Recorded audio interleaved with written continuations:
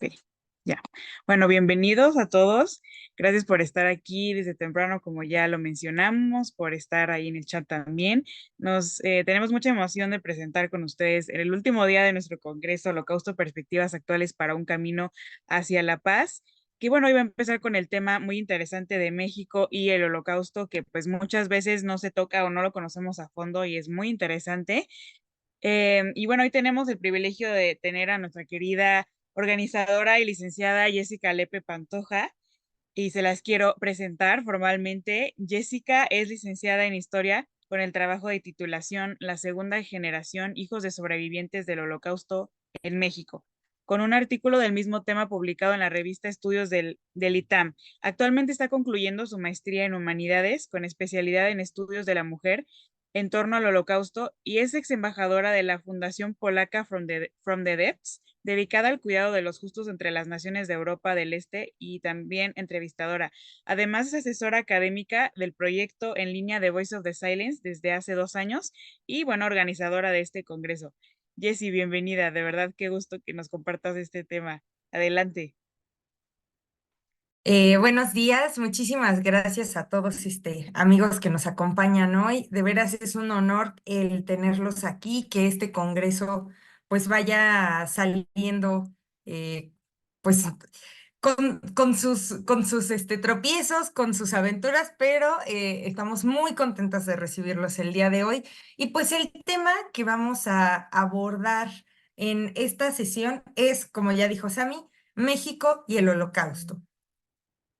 Bueno, cuando nosotros estamos en la prepa o a lo mejor incluso en la universidad, realmente no nos hablan, sobre todo en el mundo no judío, pues no nos hablan del holocausto. A lo mucho cuando estamos abordando el tema de la Segunda Guerra Mundial y se vincula con México, pues siempre se menciona el Escuadrón 201, ¿no?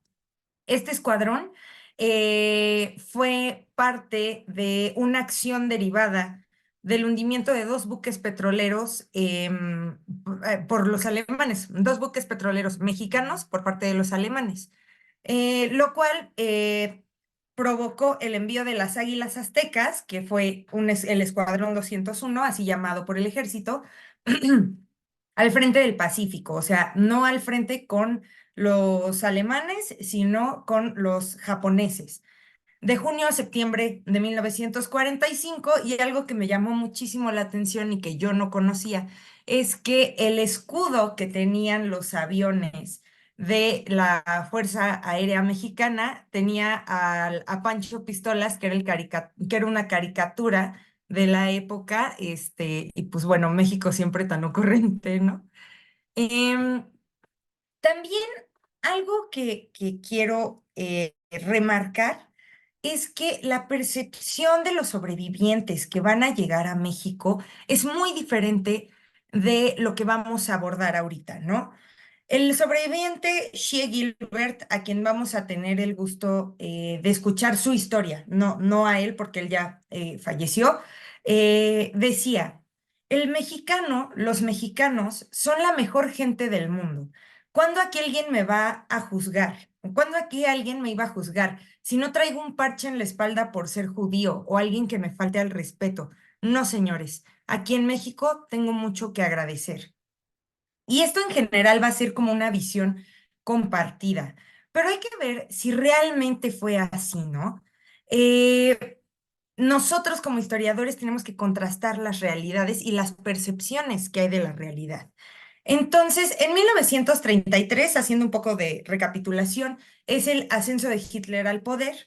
Hacia 1938, o sea, inmediatamente los nazis empiezan a imponer normas, normas, normas, y hacia 1938 en Alemania sucede la Noche de los Cristales Rotos, y ese mismo año, ante la creciente violencia que hay en Alemania, se organiza la Conferencia de Evian, que es una reunión en donde 32 países se van a Francia, bueno, 32 representantes de países se reúnen en Francia y buscan una respuesta hacia la migración, hacia las personas que han sido expatriadas y expulsadas del territorio alemán y así.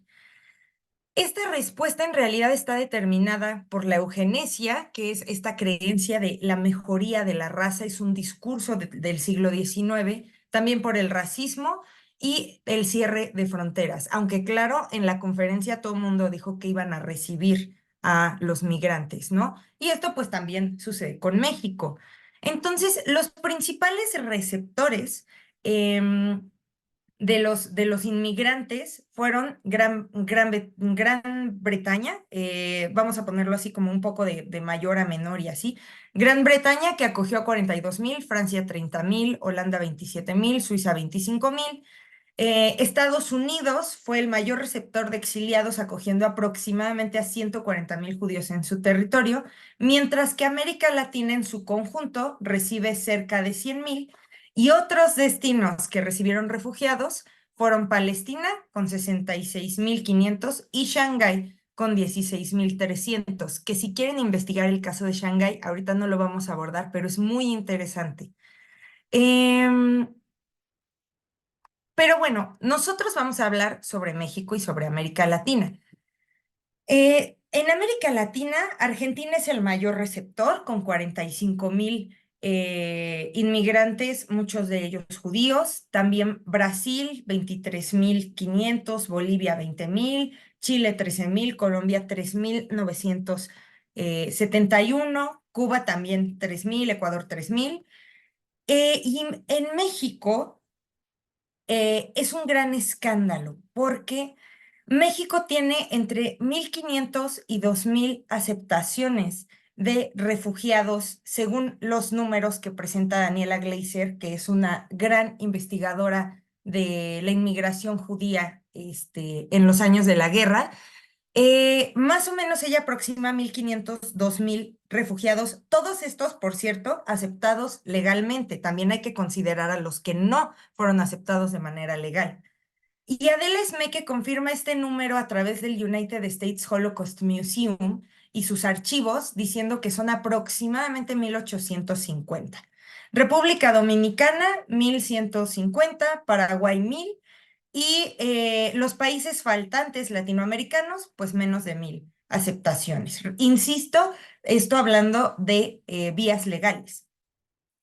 Entonces, ¿por qué si México es un país tan grande, si México estaba en un momento de bonanza, por qué no acepta a los refugiados de la guerra, ¿no? Ya no hablemos de refugiados judíos, sino en general a refugiados de la guerra.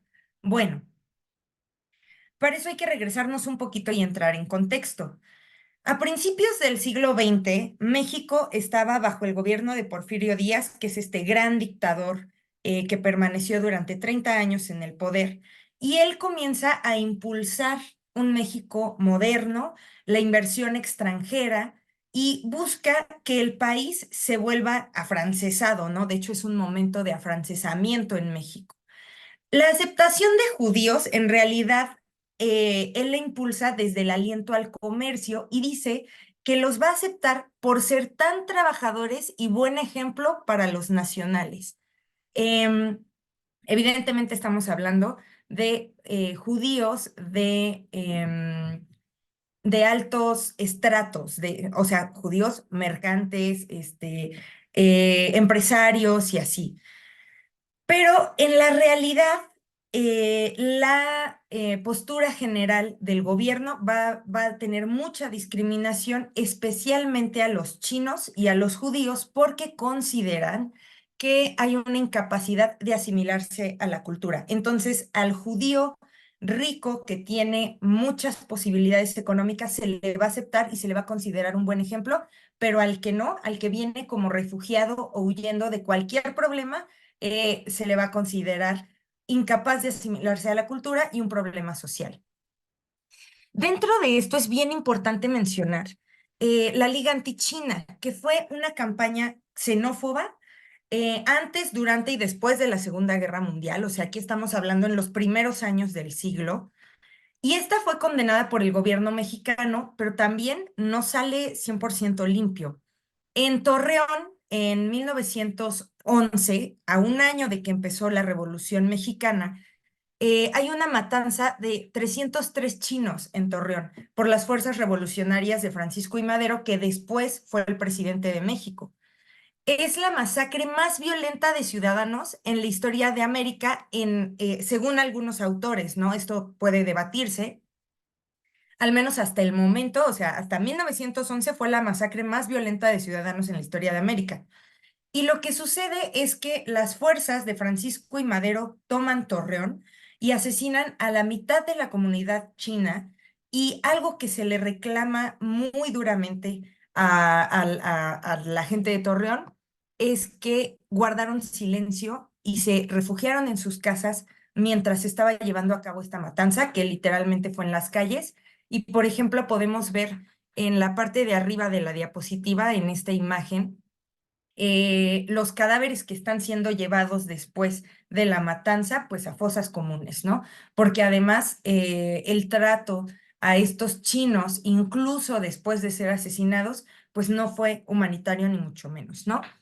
También hacia 1918, em, ya que empiezan periodos de guerra mucho más a nivel global, a los chinos se les envían a las Islas Marías, a campos de concentración. Em, Hay que entender que todos los países tienen y han tenido campos de concentración para resguardar a enemigos de la nación o personas que son consideradas amenazas, sobre todo en momentos de guerra. O sea, no tienen nada que ver con los nazis, ¿no?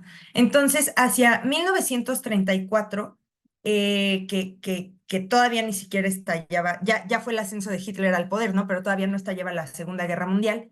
De 7,000 chinos que fueron llevados a las Islas Marías, sobrevivieron únicamente 3,000, y esos 3,000 pues seguían ahí encerrados.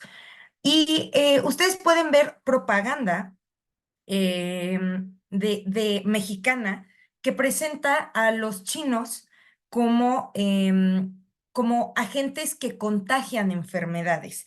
Pero preguntándole un poco a mi esposo, que es médico, sobre estas enfermedades, me decía que es probable que los chinos sí las tuvieran, pero la razón de la lepra, del tracoma, son las terribles condiciones sanitarias en las que se encuentran las personas. Entonces, más bien, estas enfermedades lo único que hacen es reflejar las malas condiciones, la hambruna y la poca higiene que tenían estos chinos en los campos de concentración mexicanos.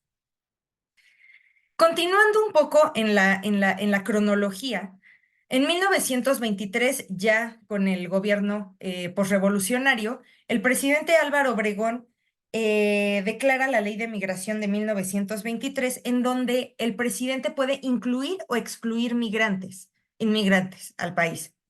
Y la Secretaría de Relaciones Exteriores empieza a generar circulares secretas declarando razas indeseables, razas como los chinos, los negros, los polacos, los rusos, los judíos.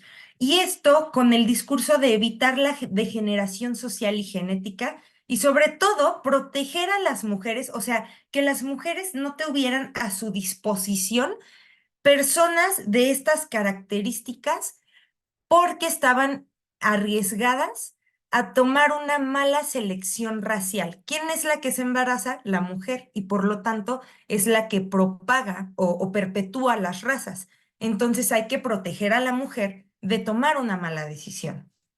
A todo esto ay, perdón, a todo esto se le va a llamar eugenesia. Si alguna vez su abuelita les dijo, ay, mijita, pero ¿cómo ese es tu novio? Pues si se trata de mejorar la raza. Bueno, esas ideas vienen de la eugenesia, justamente de que mejores las razas, ¿no? José Vasconcelos y Manuel Gamio van a ser los principales impulsores de este tipo de ideología en México. José Vasconcelos incluso va a escribir un libro que se llama El Ulises Criollo, en donde él presenta que el indio y el español es la nueva raza mestiza mexicana. Y Manuel Gamio, que es el padre de la antropología mexicana y miembro de la Sociedad Mexicana de Eugenesia, uno de los miembros fundadores, clasifica a la población en tres tipos: los mestizos, que son deseables; el europeo con el mestizo, pero depende de qué tipo de europeo estemos hablando, que también son deseables; y los europeos no mezclados, ¿no? O sea, los que son 100% europeos son indeseables, son degeneradores de la raza y pues bueno, es importante que comprendamos que la eugenesia no fue exclusiva de México, tanto así que pues la aplicó también el nazismo. Los indeseables para México hacia 1930 se van a extender a sirios, libaneses, armenios, palestinos, árabes, chinos, rusos, turcos y polacos, porque se consideran incapaces de asimilarse a la cultura mexicana. Y hacia 1934 se declara a los judíos los más indeseables de todos. Aquí estoy citando a Daniela Gleiser, quien escribe, la Secretaría de Relaciones Exteriores, ha creído que el medio más viable para establecer la identidad de un judío es el exigir a todas las personas que soliciten permiso para internarse en el país como requisito indispensable para dar curso a su solicitud, que declaren cuál es su raza, su subraza y su religión, ya que el judío profesa, casi sin excepción como religión, la israelita, o sea, la ley mosaica o hebraica. Se establece como regla general no dar curso a ninguna solicitud que reúna los requisitos antes indicados, o sea, judíos no. Si se descubre que es de origen judío, no obstante la nacionalidad que pertenezca, deberá prohibírsele su entrada, dando aviso inmediato por vía telegráfica a esta secretaría. Entonces, hay un discurso que nosotros vemos muy marcado. Esto está en los libros de Daniela Gleiser y se los recomiendo muchísimo, pero, o sea, vemos que lo decían como campante y rampante, ¿no? Ahora, sobre el milagro mexicano, o sea, estos años son de mucha bonanza. Entre 1940, de hecho, desde mediados de 1939, que es cuando estalla la Segunda Guerra Mundial, hasta 1970 sucede lo que nosotros llamamos el milagro mexicano, que es un periodo de mucha bonanza, de florecimiento económico, cultural y artístico, que surge, entre otras cosas, por la venta de petróleos, del petróleo mexicano hacia los países que están en guerra.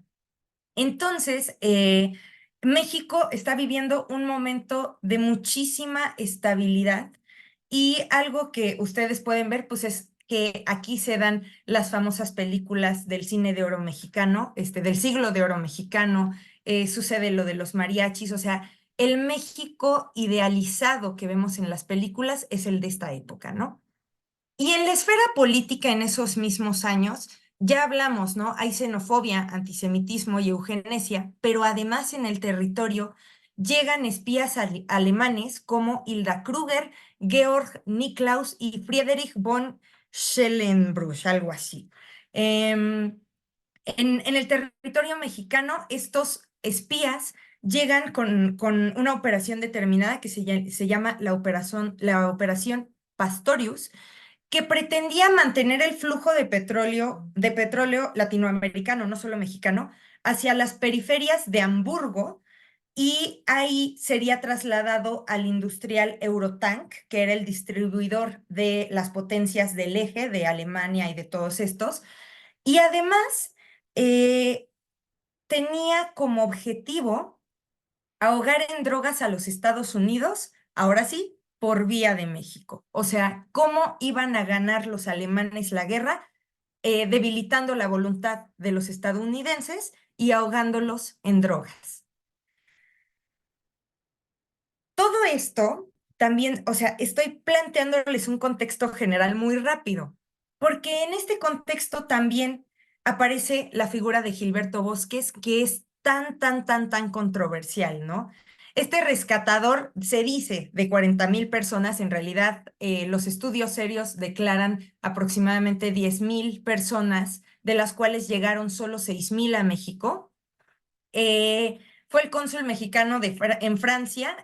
Primero la embajada estuvo en París, después estuvo en Marsella, y de lo que se acusa a Gilberto Bosques para no darle el título de justo entre las naciones, es que hubo una corrupción en la embajada y en diferentes ámbitos que cuentan los sobrevivientes, ¿no? Los sobrevivientes que llegaron a México.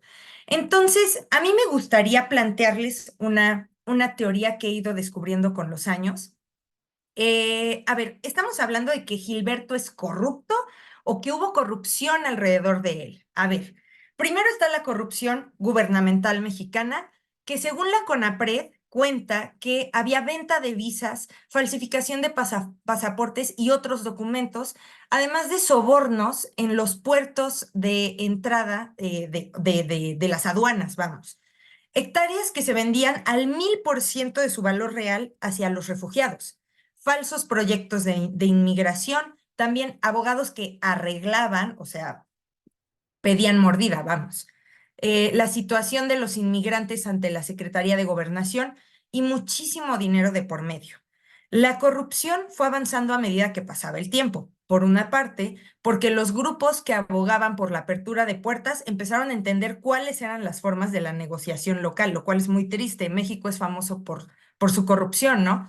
Y las autoridades locales principalmente comprendieron que la situación les podría proporcionar buenas ganancias.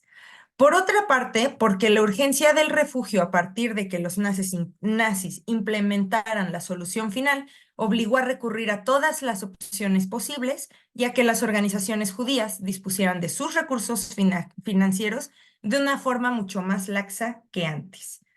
Em, Obviamente, en los países, sobre todo europeos, la corrupción es algo muy mal visto y muy castigado. Mientras que en México, conozco, por ejemplo, a un empresario que dentro de sus cotizaciones mete los cobros de los sobornos que tienen que dar a la fecha al gobierno mexicano para que procedan ciertas, pues, cuestiones legales, ¿no? Entonces, estamos hablando un poco de eso, que pues no es novedad hasta la fecha, y lo digo con mucha vergüenza, ¿no? Ahora, algo que es importante que acentuemos es que ninguna acción está directamente ligada al embajador y no hay testimonio que lo relacionen con estos actos. Probablemente estaba enterado de la corrupción, sí, probablemente, no hay nada que nos lo asegure, pero pues estamos hablando de una corrupción gubernamental. Y además va a haber otro tipo de corrupción que es dentro de la embajada. Dentro de los personajes asignados a la embajada en aquella época fue Francisco Javier, conocido como el Loco Aguilar. Él estaba asignado dentro de la comitiva diplomática del consulado mexicano y en los años de la posguerra fue acusado por tráfico de bebidas alcohólicas y oro en sus años de la embajada. O sea, a él se le comprueban estos cargos una vez que llega a México. Además, usó dinero de la embajada para actividades ilícitas como venta en el mercado negro, pago de prostitutas. Era un hombre despreciable y ustedes lo ven ahí en la imagen. Usó el dinero de los refugiados españoles más bien, tomó el dinero de los refugiados españoles que enviaba la Secretaría de Relaciones Exteriores y lo mandó al Banco Poquet de Bélgica. Y su ganancia era de más de 2 millones de francos mensuales. O sea, los recursos estaban súper limitados para la gente que auxiliaba Gilberto Bosques y la embajada. Y bueno, mucho gracias a este señor, ¿no? Que era un ratero. El primer líder de un cártel mexicano fue este hombre.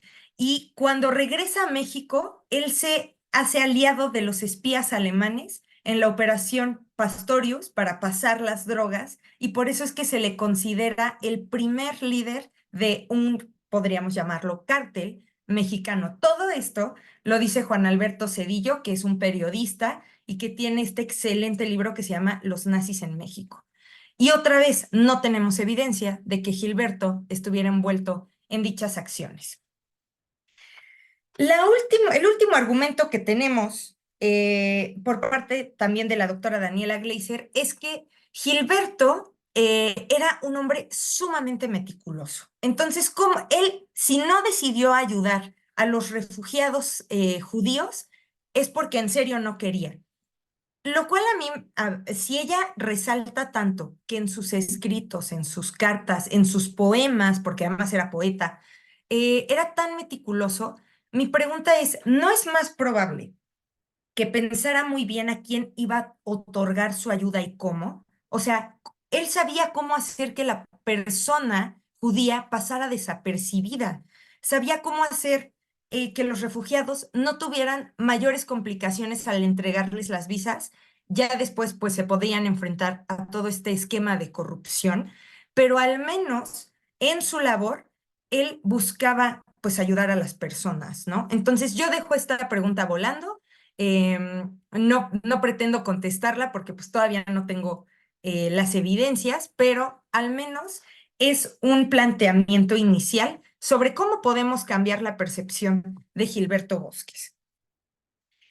Ahora, todo esto es a nivel gubernamental, o sea, ese es el México que está en el gobierno. Socialmente encontramos a los camisas doradas, que hay un libro con este título de la doctora de la UNAM también, Alicia Gochman de Bacal, maravilloso. Y la gente que estuvo en este grupo, que fue un grupo de choque, em, y como pueden ver, se ven como charros, ¿no? O sea, como rancheros, vamos a ponerlo así.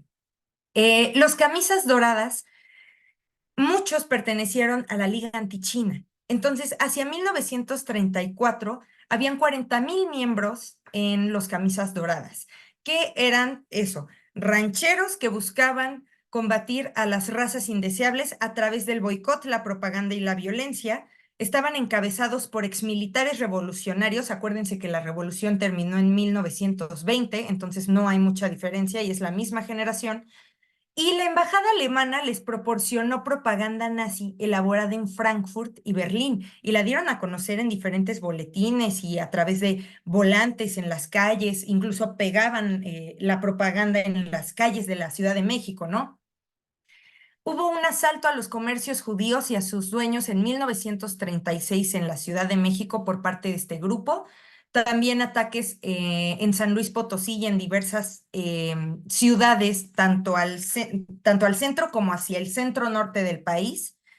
Pero finalmente el gobierno mexicano, como empieza a recibir desde 1938 presión por parte de Estados Unidos, es disuelto, el grupo es disuelto, los líderes son encarcelados o exiliados.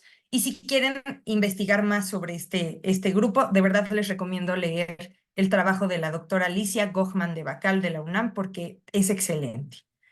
Pero bueno, esto estamos hablando de que son investigaciones hechas a profundidad y la verdad es que era un grupo de revoltosos comparado con el grueso de la población. Que no tengo el número, por cierto, de cuántos mexicanos habían en aquel momento, ¿no? Pero bueno, la realidad de los sobrevivientes va a ser diferente a lo que nosotros podemos ver desde la perspectiva de la historia, ¿no? Y no porque sea contradictorio, sino porque la historia siempre es contrastante. Entonces, los sobrevivientes llegan a México, se establecen, empiezan a formar comunidad, empiezan a formar sus familias, pero pues se encuentran con esto que se ha comentado en otras conferencias, con la conspiración del silencio, ¿no? La gente no quiere escucharlos, incluso los juzga, los ven con sospecha porque cómo alguien puede sobrevivir a cosas tan terribles, especialmente en los campos de concentración, ¿no? Entonces, los sobrevivientes no cuentan porque la población no es receptiva, pero la realidad es que sí rehacen su vida, tienen a sus hijos. Aquí les puse una foto al centro de vendedores judíos en el barrio de la Merced, que si no me equivoco, pues traen prendas, ¿no? Están vendiendo ropa de manera bueno, van por las calles ofreciendo sus mercancías, ¿no? Y tanto es así, la recepción es tan buena y el gobierno es permisivo con los judíos que ya están aquí en México, que se establece la sinagoga Justo Sierra en el número 71 en una casa antigua, y se hace esta sinagoga preciosa que si pueden visitar, se los recomiendo muchísimo. Está abierta al público, es la única sinagoga de México que está abierta al público y que por cierto tiene unos recorridos maravillosos. Entonces, verdaderamente en México se empieza a hacer una comunidad judía, ¿no? Judía mexicana. Y algo que van a comentar todos los sobrevivientes, como yo les decía al inicio de esta charla, es que se encuentran en un lugar en donde pueden ser ellos mismos, pueden practicar su judaísmo, pueden ir con la kipá en la calle. Incluso mis papás viven en Interlomas, en donde actualmente está la comunidad judía, como el grueso de la comunidad judía, y es una zona llena como de cerro, ¿no? Ya tomado por la ciudad.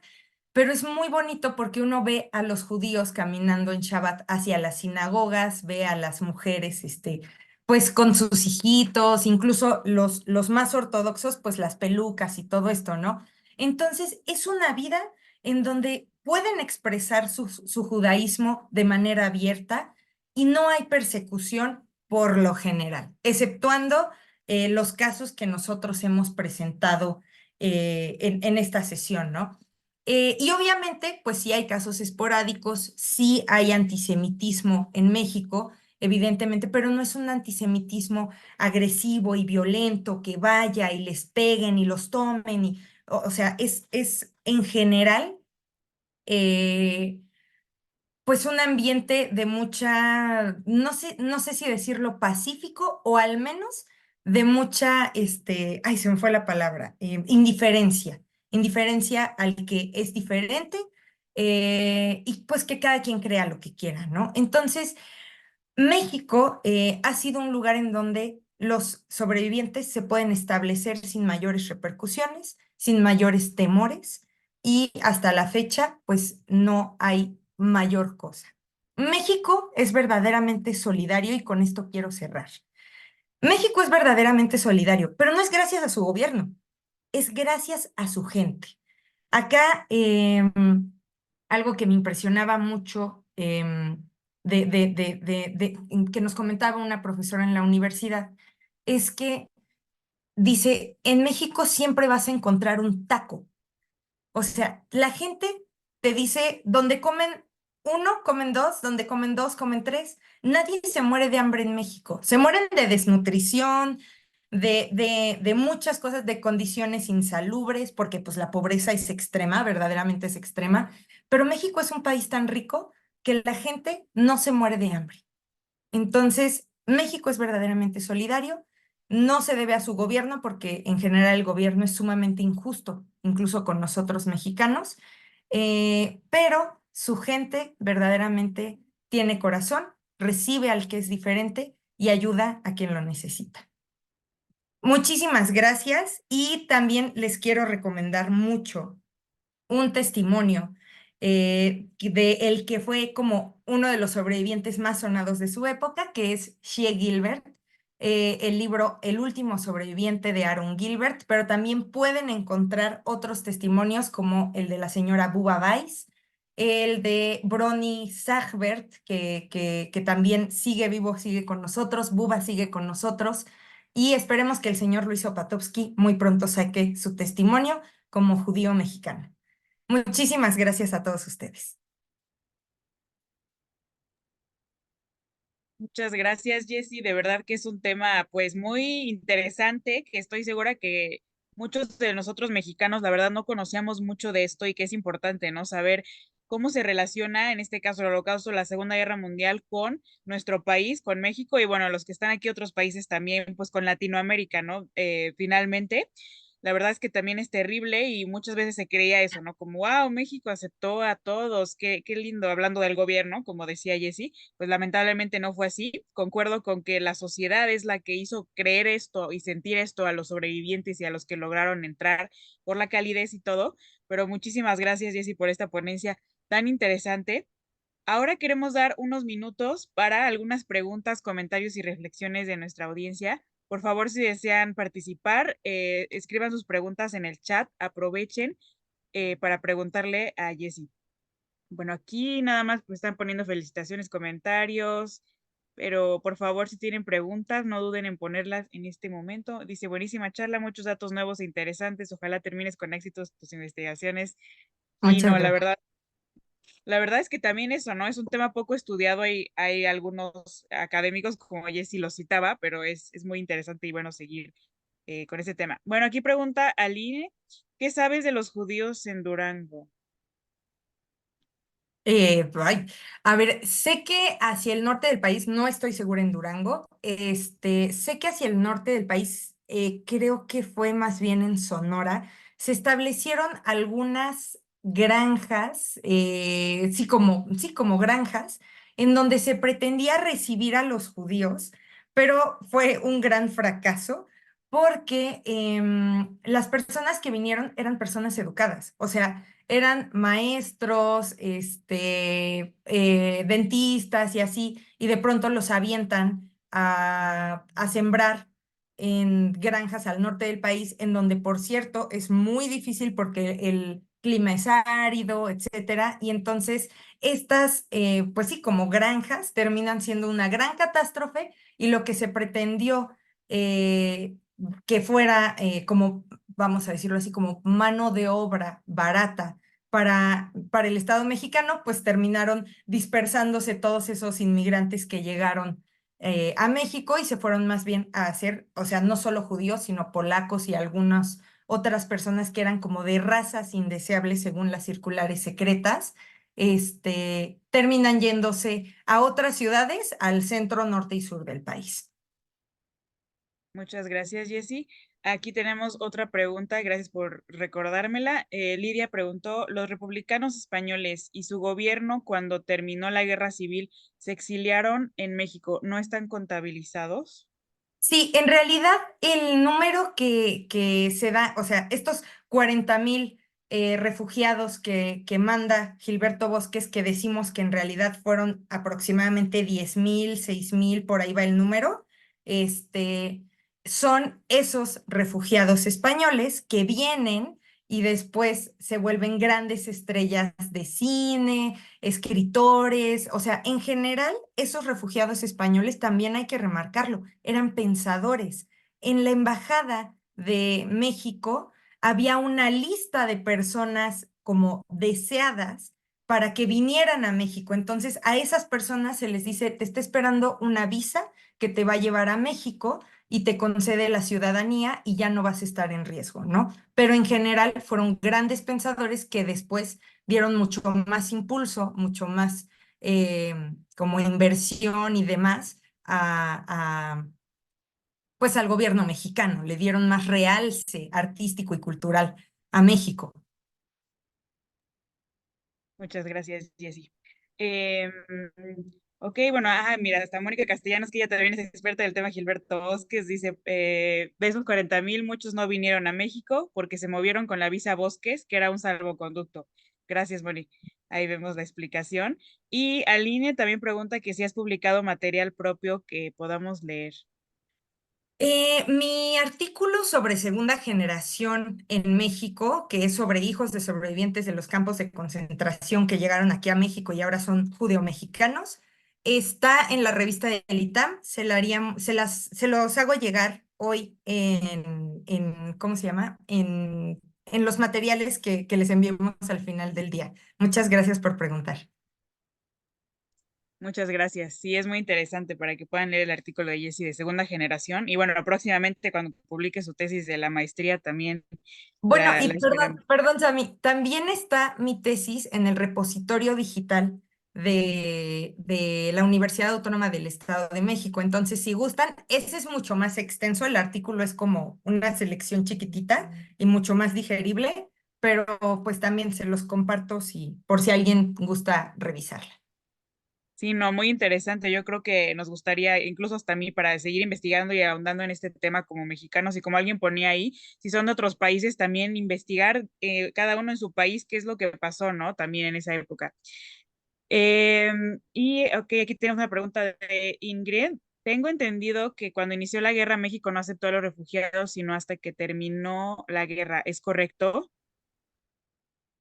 En realidad aceptó refugiados a cuentagotas y la gente que llegó por las vías legales ocultó, o sea, sobre todo los judíos, ocultaron pues su ser judío, ¿no? Al menos en las aduanas y a la hora de pasar por todos estos trámites. Sí se aceptaron refugiados porque si no, no habría exilio español en México.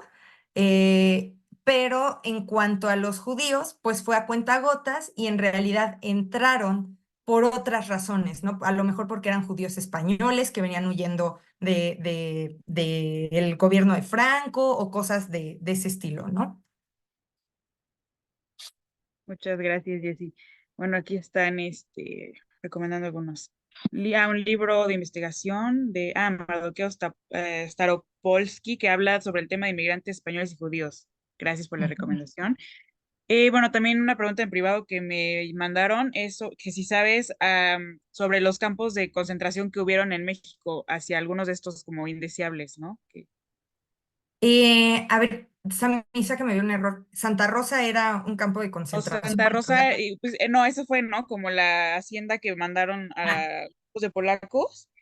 Si quiere, bueno, no sé, ¿quieres que yo comente algo si sé o bueno, como tú a ver, quieras? sí hubo campos de concentración en donde se llevaron, ya decíamos, a los chinos y después a toda la población, no solo chinos, sino asiáticos, porque pues el frente del Pacífico, en la Segunda Guerra Mundial va a combatir a los japoneses y a los asiáticos, ¿no? Entonces se van a llevar a los asiáticos a campos de concentración y también a los alemanes, a algunos alemanes por considerarlos una amenaza, porque pues México se termina metiendo en la guerra y afiliando con Estados Unidos, entonces por precaución incluso se envió a la población tanto alemana como asiática y de otros países que estaban en contra de los aliados en aquel momento, ¿no? No fue tan común porque, a ver, aquí en México pues estaban, o sea, como que se sentía relativamente lejana la guerra. Habían apagones en la Ciudad de México, esto me lo contó la mamá de una amiga, que ella recuerda que era chiquita, escaseaba, tenían que conseguir cosas en el mercado negro porque sí había escasez debido a la guerra mundial y que además habían apagones en la Ciudad de México para que no pudieran bombardear la ciudad. Era una posibilidad, ¿no? Pero ¿para qué tomarla? Entonces, pues no se arriesgaba. Muchas gracias, Jessy. Bueno, esta pregunta que nos recuerdan aquí ya se hizo, la de los judíos en Durango, gracias. Y creo que ya no hay más preguntas relacionadas al tema que estamos hablando. Solamente quería recomendarles también ese documental, Los nazis en México. Si lo quieren ver, está hasta en YouTube. Entonces también hay mucha información sobre eso. Pero bueno, muchísimas gracias. Creo que ya ahora sí ya no hay preguntas, sino muchísimas gracias, Jessy, por esta exposición tan interesante, tan increíble, por responder también las preguntas de nuestro público. Es algo que vale la pena seguir pues investigando. Y también, pues, gracias por escucharnos a todos. Las reflexiones que acabamos de escuchar, pues, nos invitan, ¿no? A pensar, reflexionar en la importancia de la memoria histórica. Y con esto concluimos nuestra conferencia magistral sobre México y el Holocausto. Sigamos trabajando juntos para hacer de nuestros países lugares donde la diversidad siempre tenga cabida, ¿no? Ahorita que vimos que, pues, había mucha discriminación y sigue habiendo. Y los invitamos a quedarse a escuchar a continuación el interesante testimonio de Aaron Gilbert, hijo del sobreviviente de los campos de concentración Shea Gilbert, que Jessie ya mencionó la historia, y también autor del libro El último sobreviviente, que también Jessie ahorita lo compartió con todos nosotros. Entonces, por favor, no se vayan y en unos minutitos comenzamos con esto. Entonces, si quieren ir por un café, lo que sea, nos vemos en unos minutos, pero no se desconecten porque vale muchísimo la pena escuchar la historia de Shea. Gracias, Jessie, gracias a todos. Muchas gracias a todos ustedes y en un momento regresamos.